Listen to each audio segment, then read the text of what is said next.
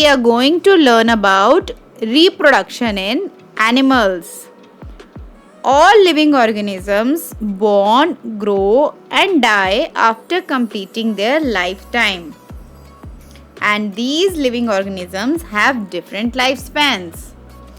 All living organisms have the ability to produce more organisms of their own kinds. The process by which living organisms produce young ones of their own kind is called reproduction. Reproduction is important for the continuity of life on the earth. Reproduction in animals. Animals reproduce in two different ways. Number one is by laying eggs, out of which a baby comes out after a specific period of time. And the second way is by directly giving birth to young ones. Let's learn about egg-laying animals. Birds, amphibians, reptiles, insects and some water animals like fish lay eggs. The baby develops outside the mother's body in the egg. Once the eggs mature, the young ones hatch out. Most of the birds lay eggs in their nests. A nest keeps the eggs and the baby birds safe. The structure of an egg can be described as follows. The yellow middle portion is called the yolk. The yolk contains the embryo which later grows into a baby bird. There is a white watery substance that surrounds the yolk and it is called albumin. It is rich in protein and protects the yolk.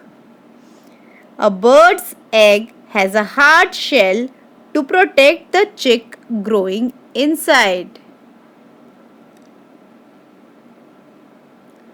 Now let's learn about the life cycle of some egg-laying animals. The stages of development of an organism from the embryo to an adult is called the life cycle. Now let us see the life cycle of a bird. Here we can take an example of hen. After laying eggs, the mother hen sits on the eggs for few weeks to provide them warmth.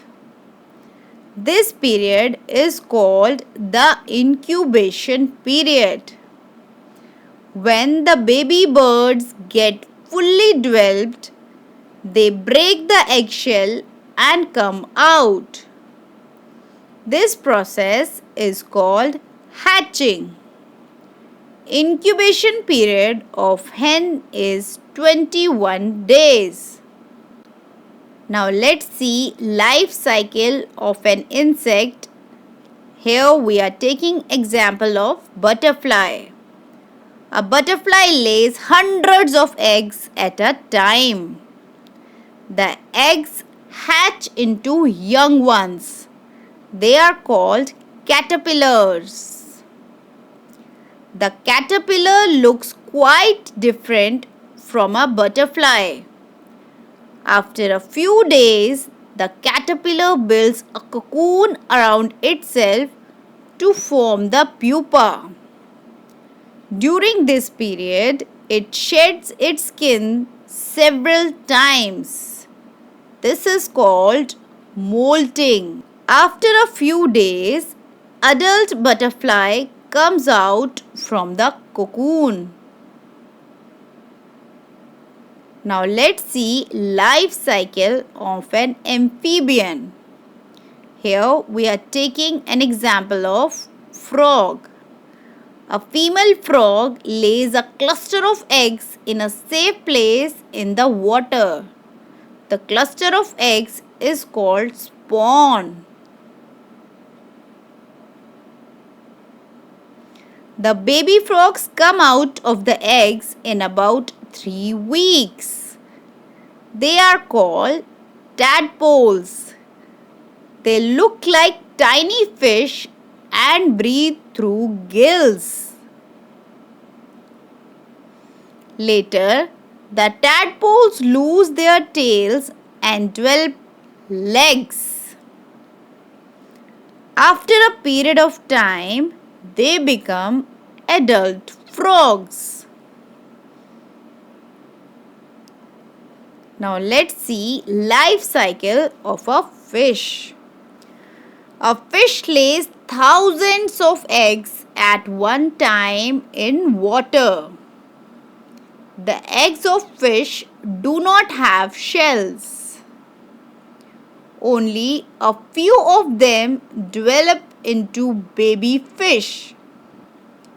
Most of the eggs and baby fish are eaten up by other big fishes. Only few of the baby fishes survive and develop into adult fishes. Now let's see life cycle of reptiles. Reptiles like lizards, turtles and snakes lay their eggs on the ground or holes in the ground. They do not sit on the eggs like birds to keep them warm. Their eggs are warmed by the heat of the sun. The eggs are not protected by the parents. Many of the eggs are eaten by other animals. The stages of life cycle are similar to that of fish.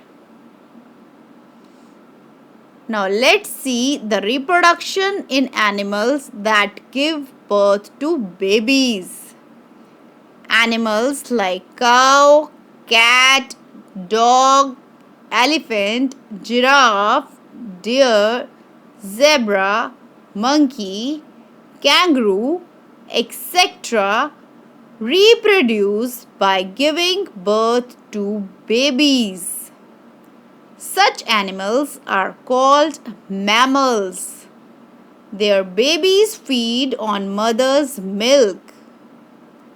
Mammals breathe through lungs. Most of the mammals have hair on their body. Human beings are also mammals. Whales, dolphins, and seals are sea mammals. Whales and dolphins do not have hair on their body.